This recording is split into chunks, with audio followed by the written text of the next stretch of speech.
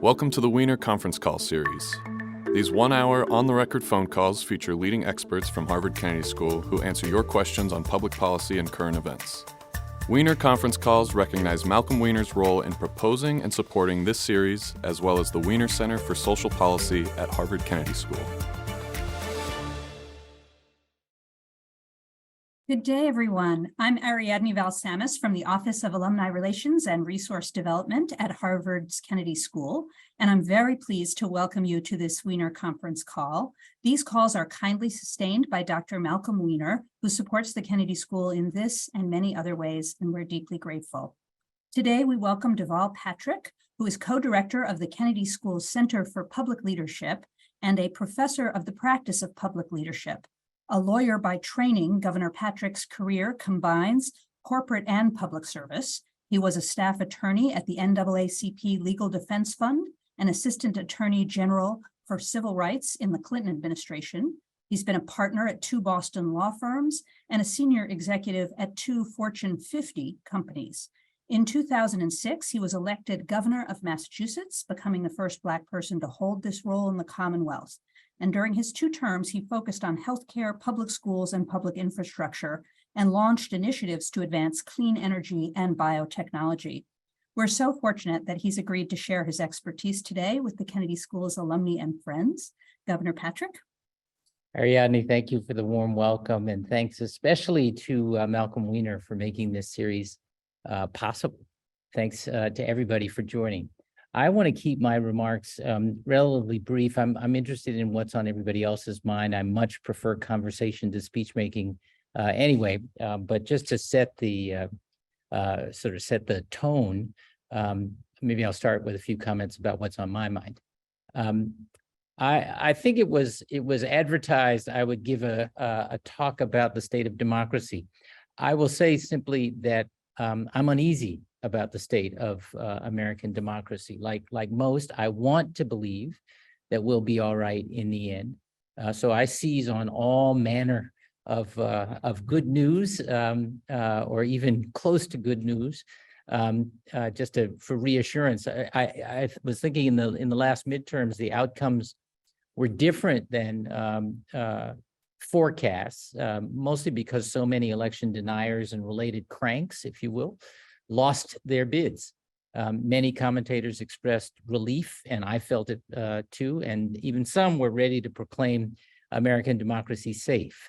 I'm not quite ready for that, because despite those election outcomes, and I should say I'm a Democrat, I'm not the sort of Democrat who thinks you have to hate Republicans to be a good Democrat, but I've been worried about the lack of seriousness, frankly, to some extent in both parties, but on the question of democracy, it feels to me overweighted on the Republican side. And I hope those who have a different view will push back and reassure me. But despite the outcomes, not enough has changed.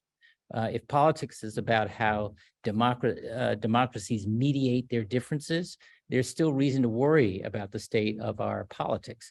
And there has to be more to it, in my view, than name calling and one-upsmanship, those breathless fundraising and fear-mongering emails, and the whole idea of raising as much money as possible so that candidates can build relationships with their would-be constituents through 30-second ads in the last few weeks of a campaign. I think there's got to be more to our politics than and more to talk about than outrage. I still believe, despite all the reported division between Americans and among Americans, that there are ties that bind, common understandings of and aspirations about being a citizen of the United States. And I want to just say in a minute about some research that we are doing to test that hunch, if you will, but I want to explain why I start with this civic notion of citizenship, because if we want better policies and better politics, ultimately we're going to have to challenge ourselves and each other to become better citizens. When I was a kid on the south side of Chicago, and I happened to be in Chicago today, there were material shortcomings to be sure, but we were rich in community. Because that was the time when every child was under the jurisdiction of every single adult on the block. You know, if you messed up down the street in front of Miss Jones, she'd go upside your head as if you were hers and then call home. So you often got it 2 times. From the ways the family shared food or old clothes to the looks that the old ladies in church would give you if you fidgeted. You were made to feel that community at some level was about the ways in which we belonged to each other. And those folks in that community were modeling citizenship. Democracy fundamentally depends on it. And to be a citizen in a democracy, it seems to me, is to accept certain responsibilities in exchange for the rights and privileges of American democracy. These include the responsibility to be informed and discerning, to engage, and to be a good steward for your own and future generations. To see ourselves as members of community where each of us sees and accepts the stake we have in our neighbors' dreams and struggles, as well as our own. And in my view, herein lies the root of the troubles in American democracy. We face 2 big challenges to our democracy as I see it. The first is to make it function, how to make it straightforward, transparent, and reliable to register, to stay registered, to vote, and to have that vote counted. This first challenge is serious and has gained attention mainly because of the many states that have enacted new laws to frustrate, complicate, and when they want to, even overturn the vote. Those measures are just the latest, really, in a prolonged series, prolonged trend toward encumbering American democracy. Other measures include hyperpartisan gerrymandering, the widespread purging of registration rolls, the flood of money, much of it dark, into politics and policy making, and the persistent and recently successful efforts to weaken the Voting Rights Act. Disinformation, amplified by social media, is another part of what we're up against.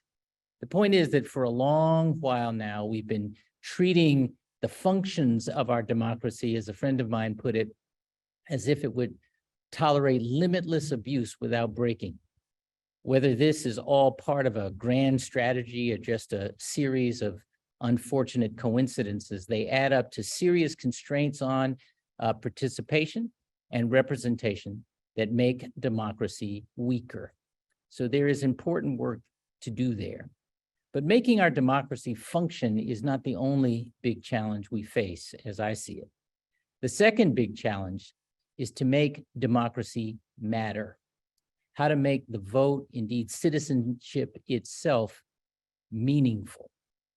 This challenge is even more insidious than the other, in my view, and yet on this we hear hardly a word. What do I mean by that? Fully a third of eligible Americans simply don't vote in presidential elections. Even more skip state and local elections, not just because it's harder than it ought to be to do so, but because they are not convinced that it makes any difference at all. Unkept promises, inauthentic candidates and uninspiring campaigns, insurmountable odds, impenetrable political establishments, change that's slow to come. Add to that the prognosticators who keep telling us what the outcomes will be months and weeks before anyone casts a ballot. And all of it serves to convince a lot of people that our civic duty to vote is a waste of valuable time. I understand that. I'm sure you do too, but none of us can accept it because there is too much at stake.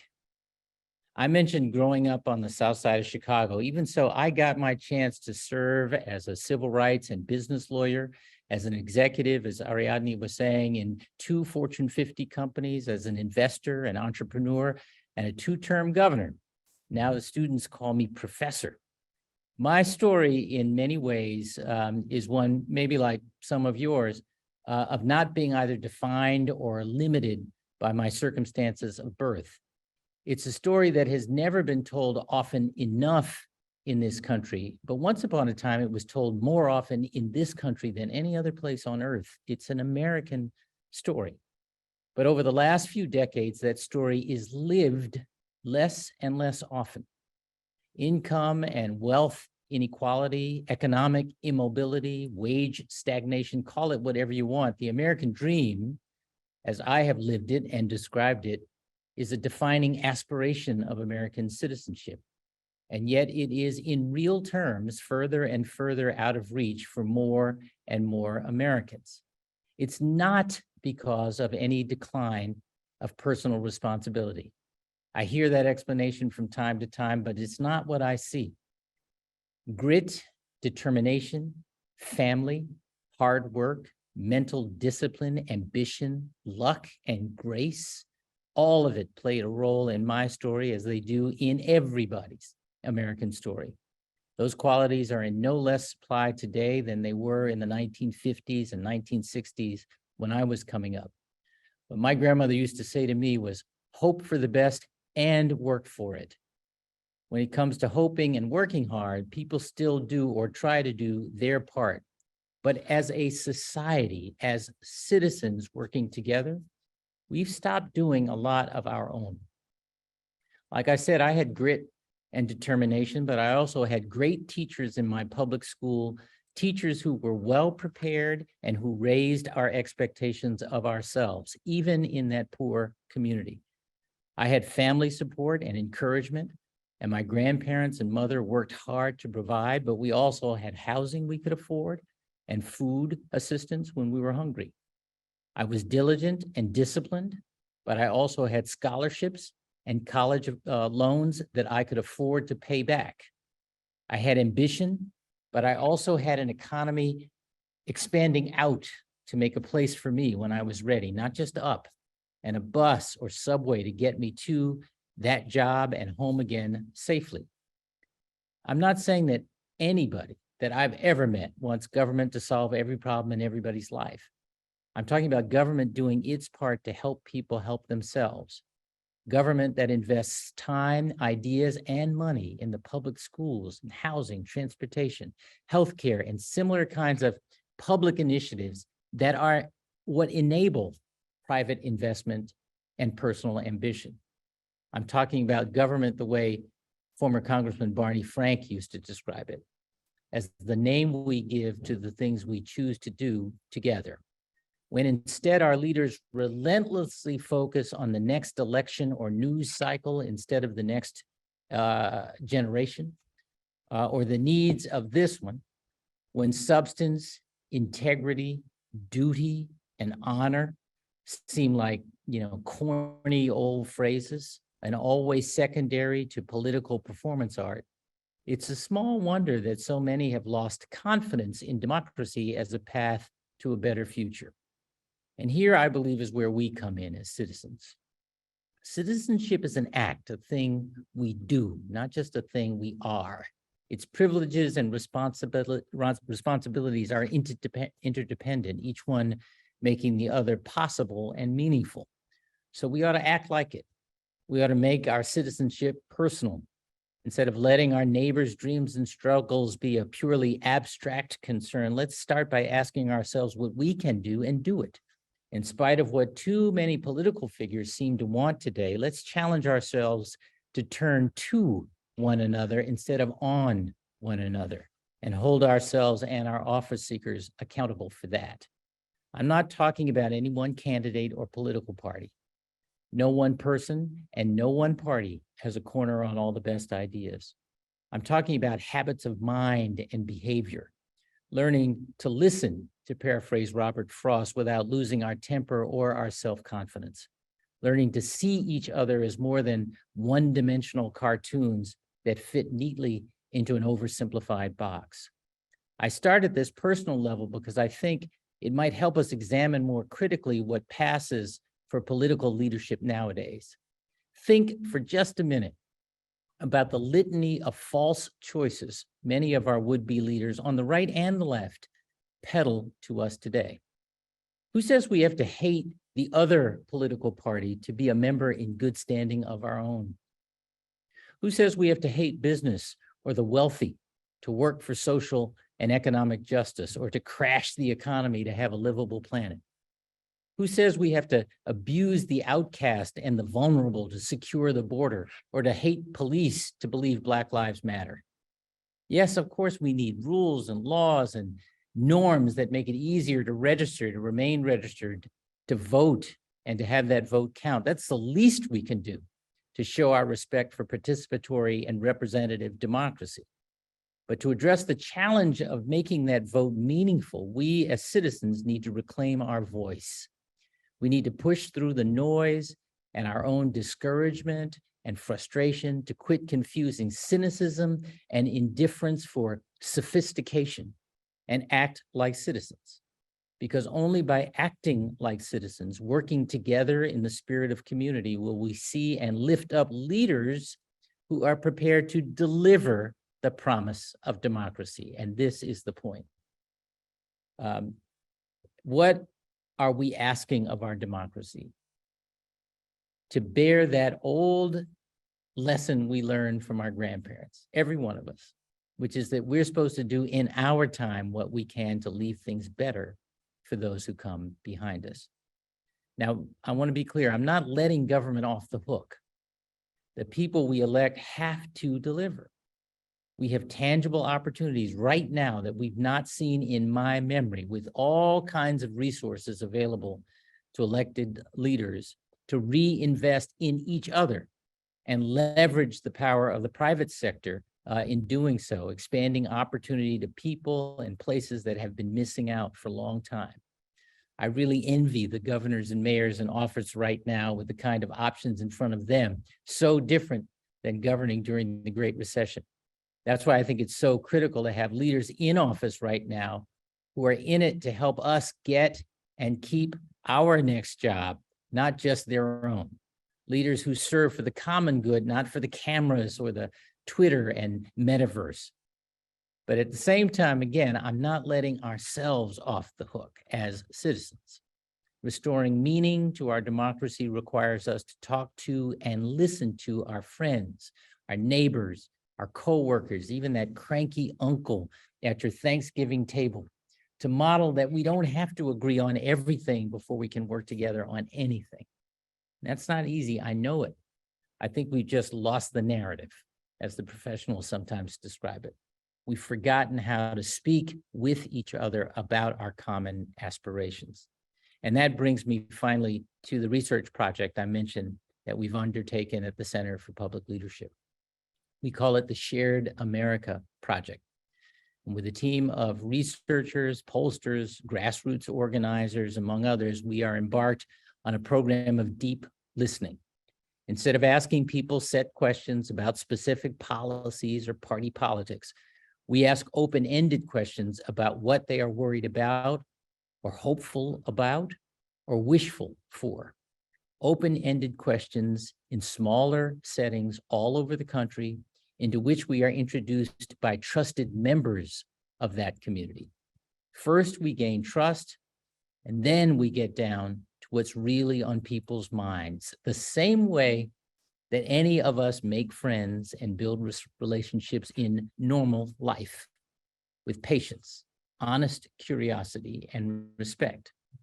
We're listening for consensus points and insights in common across different communities.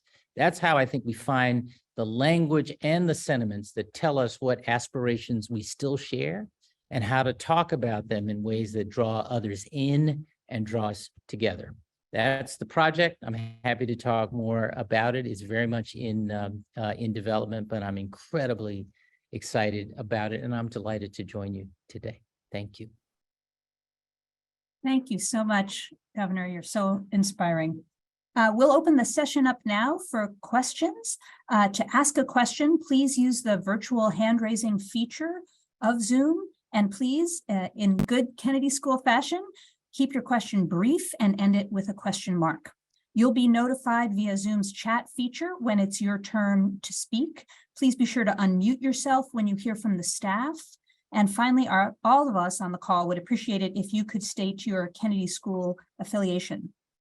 And I'll start things off with a question submitted earlier by Gail Murray. Gail has a mid-career MPA from 1992, and her question is, the national media focuses on conflict. How do we compete with or moderate the focus of the media to convey the message that public participation is vital to the survival of democracy? Isn't it interesting? You know, if you Two things come to my mind whenever the question of the media behavior arises, and a third really should come to my mind first, which is stay as far away from that question or similar questions as possible. But the first I think that comes to mind is, sensationalism has always been the preferred diet, if you will, of the media. Good news, it's hard to get attention. I think this has been compounded by what social media has become. Because social media, through most of the algorithms, and I've come to learn this through work as co-chair of something called the Future of Tech Commission, is designed to amplify outrage. Say something kind, and your half a dozen friends who have liked your page or who follow you, they will hear about it. Say something outrageous, and the machine does the work for you. And so we are left, I believe, with the impression that there is a lot more outrage and anger and division than in fact there is. We are in some quarters, I think, beginning to feel the fatigue of that and express that fatigue by turning away, turning it off. Sadly, not enough young people are doing that. You think about the degrees to which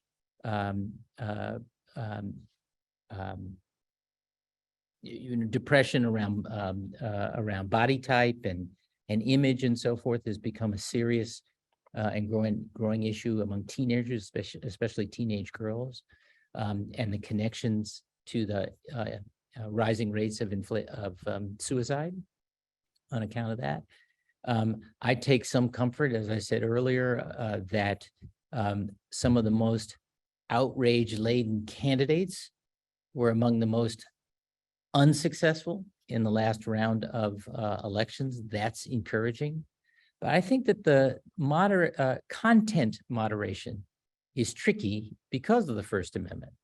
Now, most of the platforms and the networks have their own rules. If they would enforce those rules, we'd be on a better path.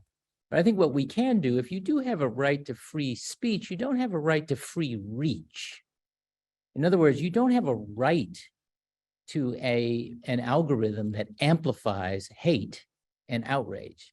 That can be moderated within the law and should be moderated. And it's very much related to the amount of private and personal information that is harvested frequently without our knowledge and sold certainly without our knowledge. It's the business model, frankly, of some of the biggest social media platforms, and we should worry about that.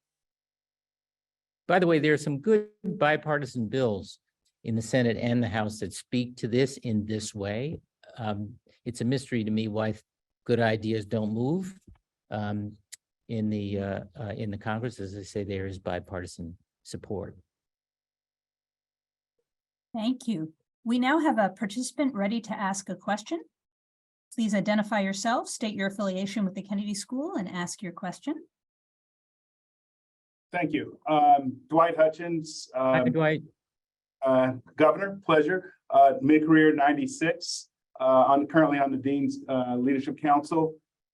Governor, you made some great points a couple of days ago at the Black Economic Alliance around, wages, wealth, and work. And the Dean is coming out with some research on the wealth gap. Two things strike me there is one, the gap hasn't moved in 50 years, but also the wealth of white Americans has declined significantly, which creates a tinderbox for frustration with, as you said, the American dream not working. What can be, what powerful positive actions can be taken and what by government, and particularly ideas from quote unquote the left, to try to recapture and redirect that frustration and turn that outrage into action? Well, Dwight, it's such an interesting question and a challenging one, because if you step way back, what is described today as the in political circles and sometimes media circles as the grievances of white working people, right? The economic uncertainty, the social isolation, the despair as measured by addiction rates and suicide rates, and frankly, even the cynicism about politics, because those issues are issues at election time and then they disappear in between. That's the same stuff that Black and brown people in cities have been feeling for generations. The notion that our leaders are missing the opportunity to acknowledge the hurt across differences, across communities and demographics, and offer solutions that are about all of us, because we all have, I believe, those aspirations, and we all hurt in the same or similar ways right now. We're frustrated in the same or similar ways, is a huge missed opportunity. I will say, I think that the president is as good at it as anybody on stage today. And the resources that are available to state and local leaders today, and frankly, the resource that's always available to political leaders, which is the convening power, the ability to get public and private and social sector leaders around the same table to problem solve together, is just it's an opportunity calling out to leaders today, and I hope it's not missed. To the extent that I get anybody to pay attention to me in Washington these days, this is the thing I keep preaching. Just you use that convening power to bring folks around the same table. Frequently, folks who wouldn't on their own sit at the same table and acknowledge the common hurt that so many people are feeling across so many different differences, apparent differences, and then see how you use the tools that we already have, some of them once in a generation, and cut through the noise and the rules in many cases to deploy those resources in ways that deliver tangible results in the short term. I think it's just a huge opportunity. Thank you. We have another participant ready to ask their question. Monty McMurchie, Toronto, Canada, mid-career 82. First of all, Governor Patrick, I agree, I applaud everything you say. My only comment or question is, politicians are relatively simple people. They follow the voters. If voters go out and vote, they will follow. Civics is basically courtesy and consideration, and ideally ought to start in daycare, where Susie understands be kind to Johnny because Johnny is qualitatively different. Share your cookies or food with Sam, who may not have that, and continues on in terms of middle school, high school, and on to university. Voting is the criteria. If people vote, they are part of the system. How can one engage in terms of not only transactional, but leading on to the transformative, where citizens are civic participants? As Robert Putnam put quite ably in Bowling Alone, when you are part of the problem, you are also imperative in the solution. And I thank you, sir, and I applaud your good work. Please continue. Thank you, Monty. I think we are aligned. I want to say that I think there is a virtuous loop here. It's hard, and I've done it. I've been out in neighborhoods talking to people about voting in my own elections and in others, where folks have not voted in the past. And I've made the point about how in a democracy, you get the government you deserve. If you want better government, then you got to go get it. You have to invest the time and the inconvenience and so forth of voting. I will tell you that in some places where you have that conversation, whether it's at home in Massachusetts or in other places in the country where I've campaigned for other candidates, you can't start the conversation there, because you're sometimes talking to people who have inconvenienced themselves and invested their hopes and their dreams in a vote, and they've gone and voted, and sometimes their candidate has won and hasn't been able to deliver. It's not that folks expect, instant arrival in the promised land. It's that there is so much that encumbers the ability of what most people want to come out of their government. And there are reasons for that, having to go back to some of the functional things. I didn't even talk about the extent to which lobbying, but it was when I referred to money in policy making, I was getting part at that. You add to that the fact that we keep making it more inconvenient to turn out and vote. And so I do think the reforms on the table, and there's some good ones, that make voting more straightforward and reliable, are incredibly important. They are linked. I'm not talking about the one or the other. So I couldn't agree with you more that in a functioning democracy, we do get the government we deserve, and I think people want a government more aligned with the fundamental goodness of our people and our communities. But we have not made it so that it's a functioning democracy in the United States, and I think that part has to be confronted. Thank you. Governor, I want to go to one of our pre-submitted questions that's about noting that you've moved back and forth between public and corporate leadership. And what have you learned about how the two sectors can work together, or ways they should work together? I love the question. I have problem solved all over the world, and this is the only country where the line is quite so bright between the public and the private sector. In other words, in lots of other places, whether it's infrastructure or to some extent social services, to varying degrees social services, or other kinds of civic things, there's much more fluid engagement between the public and the private sector. In the United States, that line feels brighter, seems brighter, like it's a line you can't cross. You'd be surprised, maybe you wouldn't, how many of my own students really are at the Kennedy School are struggling with, do they choose the one or the other, and they come for career advice. And I said, well, don't ask me, because I've zigzagged all over the place. Don't take a job where you have to leave your conscience at the door. There are lots of ways to serve.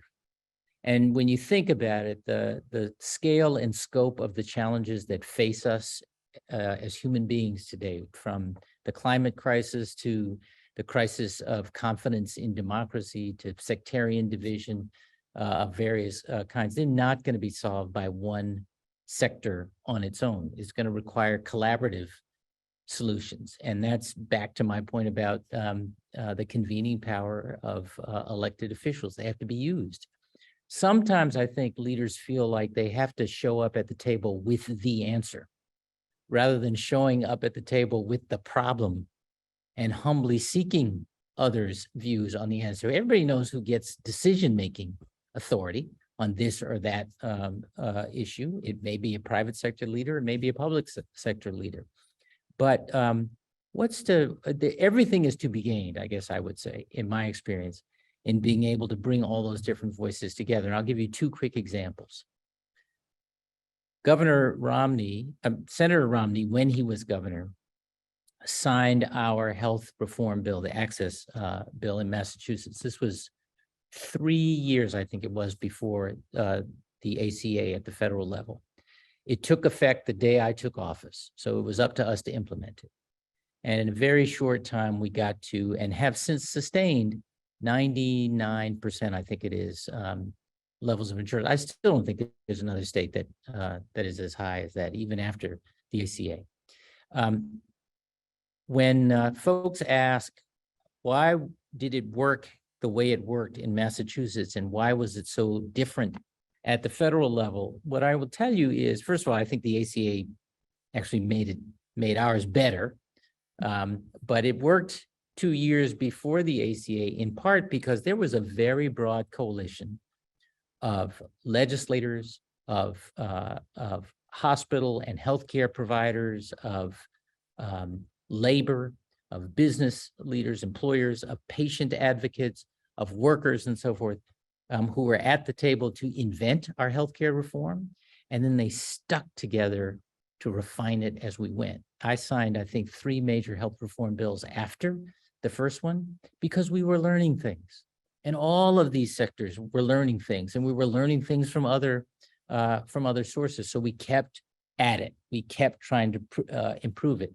That was a luxury that the president didn't have, President Obama didn't have.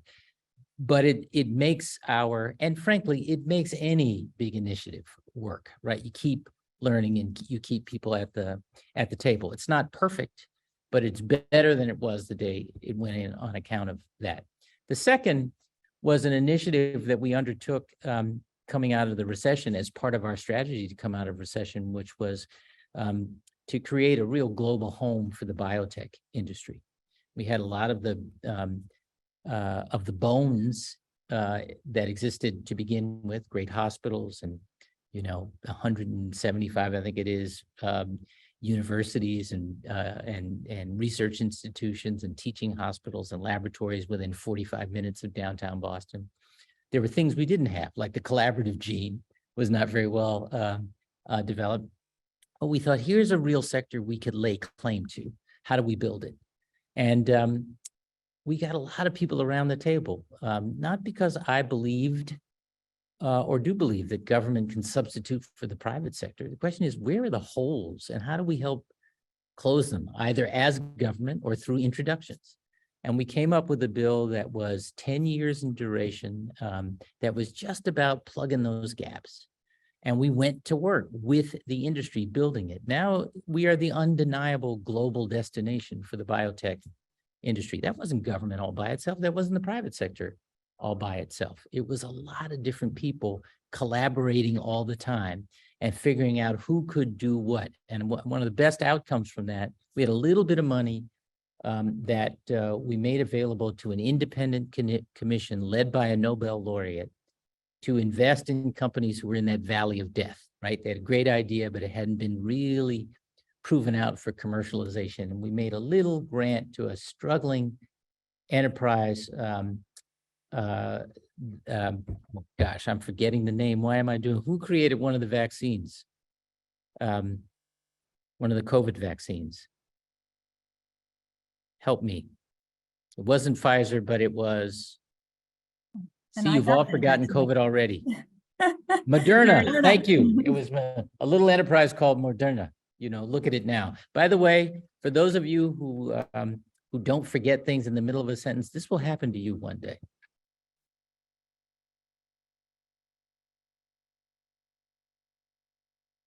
Well, thank you for that. We have another participant ready to ask a question. Please identify yourself, state your affiliation with the Kennedy School, and ask your question. Hi, Governor. This is Dean Kaplan. Hi, Dean. Mid-career, MPA from 1991. Great to have you here and with us, and thank you for doing this.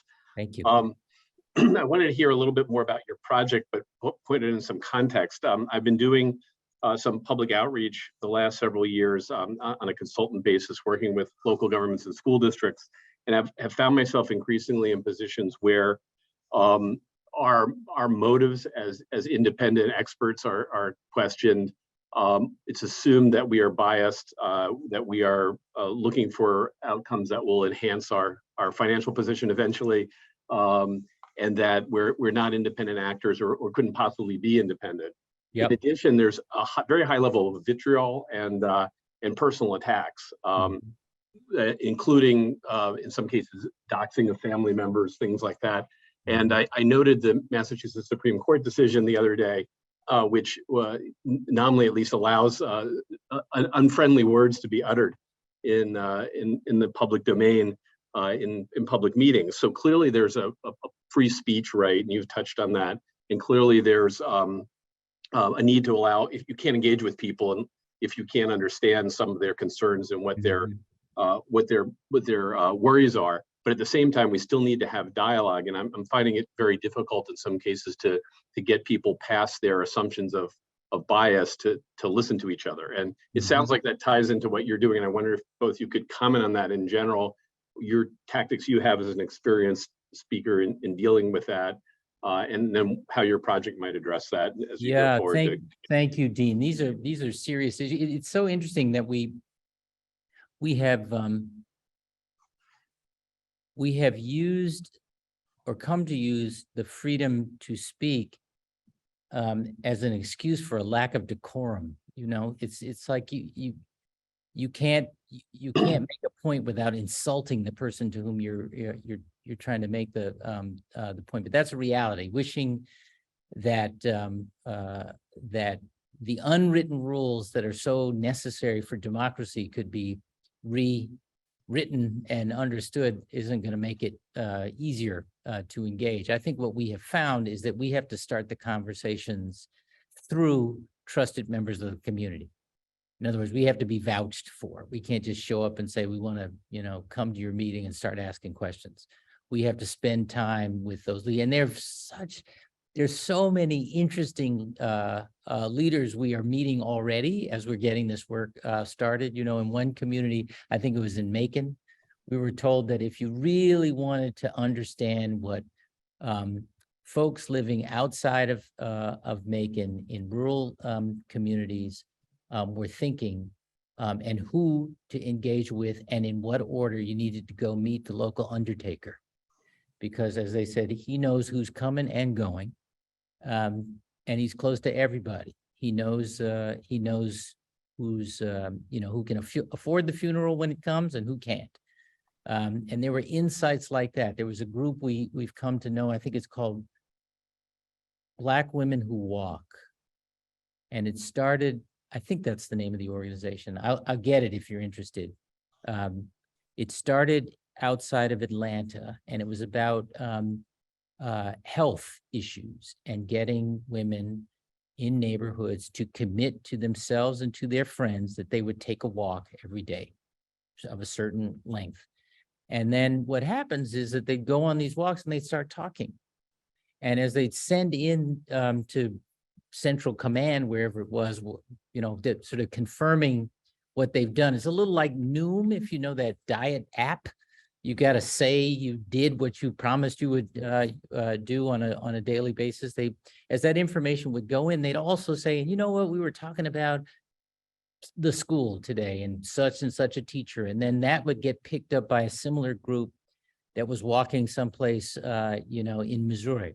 And that would get picked up, it turns out, by another group that's walking someplace in Alabama. And they're harvesting all this information about women who are walking, but also talking. And they're learning these sort of consensus points, if you will, Dean. The folks who organize that, and they are up to several 100,000 women around the country and a couple of chapters overseas. And they are all kinds of women from all kinds of backgrounds. They have a lot of credibility with the folks who walk. They introduce us to communities of folks who walk. Do you understand what I'm saying? So it's finding the right channels, the right inroads and the right doors to open, rather than just showing up saying, I'm from Harvard and I want to help you. And we'll see, it's early days, so I don't want to declare victory yet. Thank you. Governor Patrick, I want to ask about a specific experience, and that is that you were governor when the Boston Marathon was bombed. Mm-hmm. And that had to be one of the greatest challenges that a public leader could face. And can you share with us what that was like and what leadership lessons you draw from it? Well, we're coming up on, I think, the 10th anniversary. So I should start to collect my thoughts because I have a series of interviews I promised to do or been asked to do. It was an extraordinary experience. It's so interesting when I think back on it, how those who remember it say, well, there were two guys, two bombs, and we found these terrorist needles in a haystack in about 100 hours. In fact, we didn't know most of that until after the second bomber was arrested. And I think one of the takeaways is just how much happens without sufficient information, and how many decisions have to be made without adequate information. Of course, that's true generally in leadership, and it's true, it's more and more true the more and more senior leader you become. There's never perfect information, but there's also a sense of timing that you have to be sensitive to. We were doing press avails, when we didn't have answers to questions, but there was such a clamoring for time, and there was so much attention.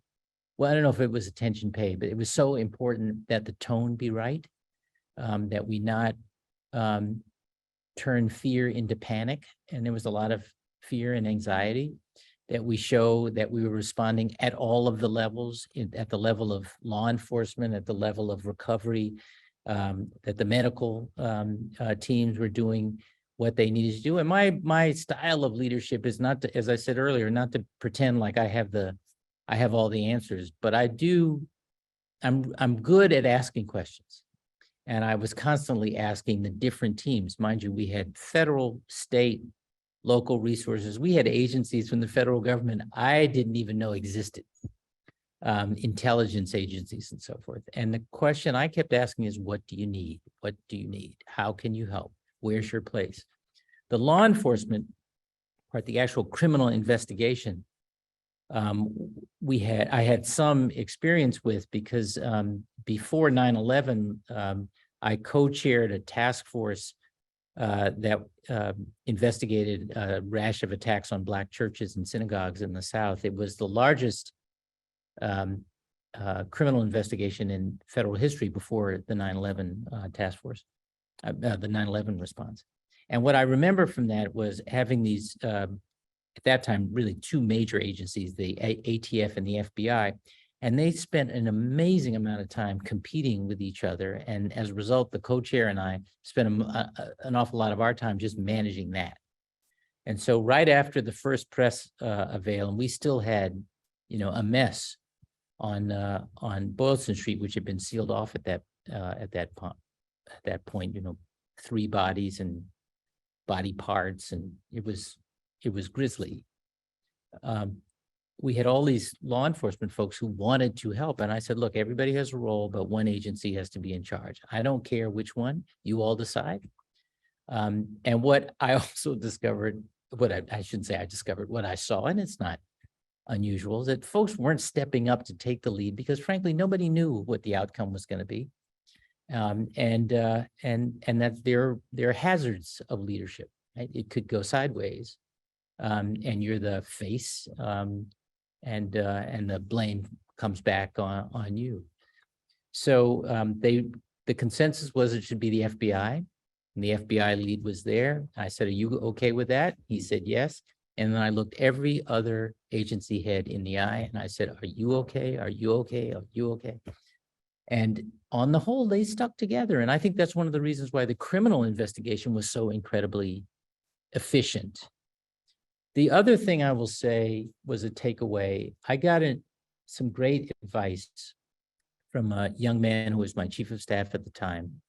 He said, every time you go out and you talk about the casualties, the deaths, the injuries, the